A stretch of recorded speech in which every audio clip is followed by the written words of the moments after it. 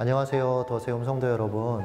이 시간에는 이번 한 주간 우리가 같이 생각해보고 실천해볼 기도라는 주제에 대해서 같이 짧은 이야기를 해보려고 합니다. 여러분들은 기도하면 어떤 감정이 드세요? 그러니까 기도가 친숙하게 느껴지세요? 쉽다라고 느껴지세요? 하고 싶다라고 느껴지세요? 아니면 부담스럽다, 어떻게 해야 될지 모르겠다, 막연하다. 여러분들은 어떤 느낌들을 갖고 계신지 궁금해요. 저는 과거에 굉장히 기도라는 게 막연하고, 그리고 사실은 좀 어려웠어요. 그러니까 의무감에서 시간을 채우는 거에 되게 노력을 많이 했던 것 같아요. 그래서 20대 때 신학교에 들어가면서 특별히 기도와 영성이라는 수업을 통해서 하루에 1시간 기도하는 훈련들, 그리고 기도에 관한 책들을 읽으면서 기도에 대해서 학문적으로 접근도 하고 실천적으로 해보기도 하고 여러 가지 이제 시행착오들을 겪었었거든요. 그 얘기를 잠깐 해보도록 하겠습니다. 우리가 대부분 기도에 대해서 접근할 때 어떤 방법론으로 접근하는 분들이 있는 것 같고, 또 한쪽에서는 양으로 접근하는 분들이 있는 것 같아요. 그러니까 좀 기도를 길게 하면, 기도를 오래 하면 하나님을 경험하고 하나님의 은혜도 경험하고 하나님과의 관계도 깊어지고, 그래서 좀 양을 많이 강조하는 쪽이 있는 것 같고, 과거에 저도 하루에 1시간 기도할 때 그 시간을 정확하게 지키려고 노력하고, 그런 과정에서 하나님이 주시는 은혜들도 실제로 있었거든요. 그러니까 한 예로 한 59분까지는 기도가 너무 안 되는 거예요. 저는 과거에 기도가 좀 안 되면 찬양을 틀어놓고 그 찬양을 많이 불렀어요. 제가 이렇게 뭘 기도해야 될지 잘 몰라서 그냥 찬양 틀어놓고, 그리고 나서 그 찬양에 맞춰서 같이 찬양하다가 또 생각나면 기도하고 이렇게 많이 했거든요. 근데 그날은 이렇게 해도 너무 헤매는 거예요.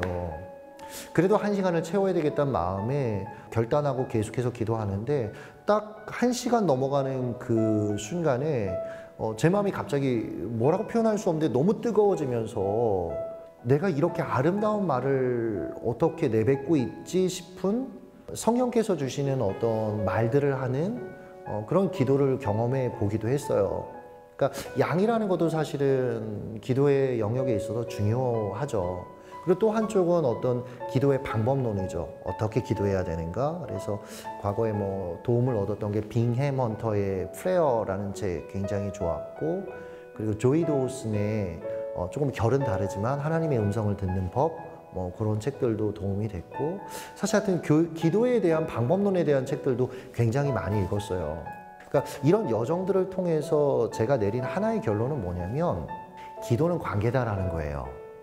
그러니까 무슨 얘기냐면, 기도의 양을 많이 해서 우리가 궁극적으로 추구하는 게 뭘까요? 그 기도를 들으시는 대상이 하나님과 더 깊이 교제하는 거. 우리가 책을 많이 읽는 거, 그것도 뭘까요? 방법론에 대해서 우리가 고민하는 거, 이것도 뭐죠? 이 방법론을 통해서 어떻게든지 하나님과 더 기도 가운데 깊이 교제하려고 하는 거. 그러니까 우리의 기도의 핵심은 하나님과의 관계에 있거든요.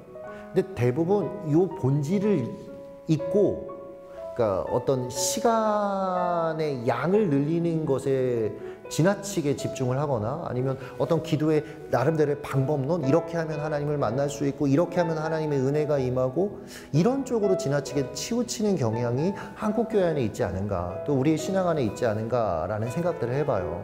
그래서 저는 여러분들에게 꼭 드리고 싶은 말씀은, 기도의 양을 늘리는 것도 참 중요해요. 그리고 어떤 기도의 방법론에 관한 책들도 읽는 거 중요하고, 그리고 말씀을 읽으면서 그 말씀을 가지고 기도하는, 과거에 어떻게 기도할지 잘 몰랐을 때 어느 날 기도하는데 암송했던 말씀들이 떠오르더라고요. 그래서 믿음의 덕의 지식을, 지식의 절제를, 절제의 형제 우애를 더하라. 이걸 딱 붙들고, 하나님 저에게 믿음을 주세요. 저에게 덕을 주세요. 하나님 궁극적으로는 제가 형제를 사랑할 수 있는 사람 되게 해주세요. 이런 간구들을 했던 기억들도 있거든요. 그리고 굉장히 그게 제게 큰 유익이 돼서, 저는 성경 암송했던 구절들, 아니면 기도하기 전에 읽었던 성경들, 그런 내용들을 가지고 기도하는 경우도 되게 많아요. 그러니까 다 유익이 돼요, 이런 것들이. 그런데 중요한 건 뭐냐면, 이런 것들을 왜 하냐는 거죠. 하나님과 교제하기 위해서라는 거죠. 그러니까 기도의 초점은 하나님이에요. 그러니까 여러분, 우리가 기도하면 기도할수록 그래서 하나님을 향한 사랑이 더 무르익어지고, 그리고 우리가 누군가 정말 사랑하는 사람을 사랑하게 되면 그 사람에 대해서 더 알고 싶어지잖아요. 그래서 대화의 양도 늘려가는 거고, 그 사람이 뭐 좋아하는지 그런 리스트들도 주변 사람들한테 물어봐서 그 사람에 대해서 공부하는 거고, 마찬가지죠. 우리가 기도의 시간을 늘리는 것도 하나님을 사랑하기 때문에, 더 사랑하고 싶어서. 우리가 어떤 기도에 대한 방법론, 때로는 성경을 읽는 것도 그 하나님을 더 알고 더 사랑하고 싶어서. 그래서 여러분, 우리의 기도의 초점이, 그리고 기도의 시작점이 기도를 잘하고 싶다라는 우리의 어떤 욕구를 넘어서서 하나님을 더 사랑하고 싶다, 하나님을 더 그래서 알고 싶다, 그래서 그 하나님과 더 교제하고 싶다. 그러니까 순서가 좀 뒤바뀌었으면 좋겠어요. 그렇게 되면 여러분, 기도를 통해서 우리가 누리는 정말 풍성한 유익들을 정말 많이 누리게 되실 거예요. 그러니까 그건 여러분 각자 다르겠죠? 개인적인 영역이겠죠? 그러나 기도하고 났을 때 모두에게 공평하게 주어지는 저는 하나의 현상이 있다고 생각을 해요.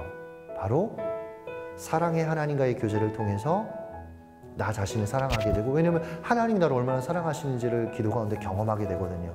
그리고 나아가 하나님이 사랑하시는 이웃을 사랑하는 자리까지 가게 되더라고요. 결국은 저는 그래서 기도는 관계다, 나아가 기도는 사랑이다라고 정의해 드리고 싶어요. 한 주간 동안 하나님과 풍성한 관계들을 좀 누려보셨으면 좋겠고요. 그 관계를 누리기 위해서 여러분 좀 시간도 구별하시고, 그리고 시간의 양도 조금 더 늘려보시고, 그리고 또 한편으로는 그 하나님을 더 사랑하기 위해서, 그 하나님을 더 알기 원해서 성경도 읽는 시간도 가지시고, 기도에 관한 책들도 읽으시고, 특별히 여러분 우리 교회가 항상 강추하는 책 있죠? 폴 밀러의 일상기도라는 책. 이 책 여러분 읽으시면서 기도할 때 되게 큰 유익이 있어요. 그러니까 한 챕터씩만 읽으시면서 기도해 보는 것도 여러분 이 일주일의 시간 동안 여러분 기도하는 데 굉장히 도움이 될 것 같아요. 그래서 여러분 한 주간 동안 기도의 어떤 깊은 은혜들을 경험하는 그런 저와 여러분 되었으면 좋겠습니다. 그리고 제 말이 도움이 되었으면 좋겠습니다.